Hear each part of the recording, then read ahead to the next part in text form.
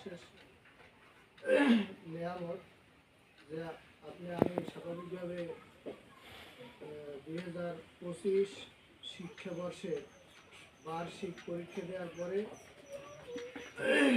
ফলাফল নেওয়ার জন্য মাদ্রাসায় উপস্থিত হইতে পারছি। এজন্য শুকরিয়া জানাই সকলকে, আলহামদুলিল্লাহ।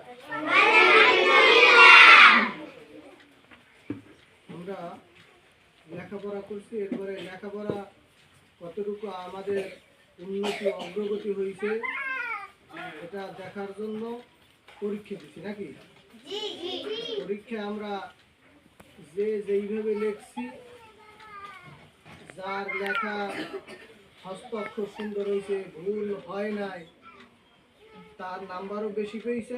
আবার যার লেখার মধ্যে ভুল হয়েছে, অতটা নিজেকে নিয়ন্ত্রণ রাখিয়ে লিখতে পারে নাই,